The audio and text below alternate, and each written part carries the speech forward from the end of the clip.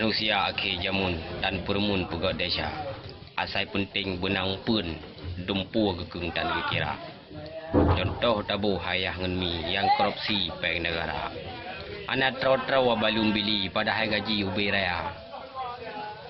Anak guna nusuk peci titel haji ho kena ubah. Menyemantang ne korupsi nusut peci nilhap onda. Mana nusuk ke peci nujuk lepek kuali mai darah. Yang lun pegah ledat bukti kan provokasi hasil darah. Menyajamun yang korupsi tok pak waki 02. Hai kon cit mandum ya lun teki nyata kaji le cit demah. Tapi jino penyakit korupsi hayah ngenmi meraja lela. Tu apa gesi kam lai. Tapi hai mi nau hana. Kampung yo hana sama kampung lun cit.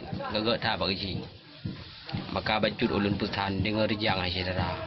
Nyekan hak draw bek takuran. Desa hai bang ubi raya. Anak guna nu sembahyang menyepengnya ni tim sebah. Ate mati tinggal kiban dan kuburan ego siksa. Kupu kaya ngana tanyan oh neriwang kentan ba. Dana alfa serta sedan rumah mayang tingkat 2.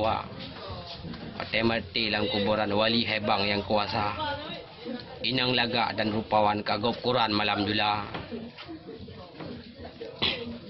Kaso laga pratah mayang wateyuhnyan 2.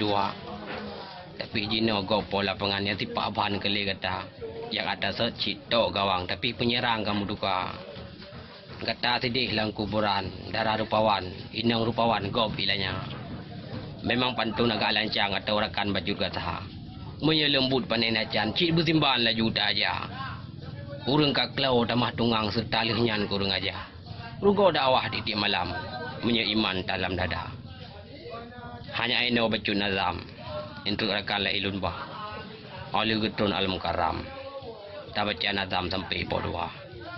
Okeylah pemirsa, hanya sekian, mohon maaf atas segala kekurangan.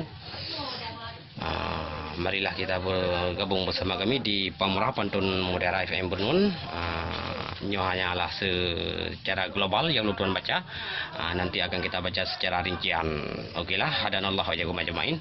Assalamualaikum warahmatullahi wabarakatuh.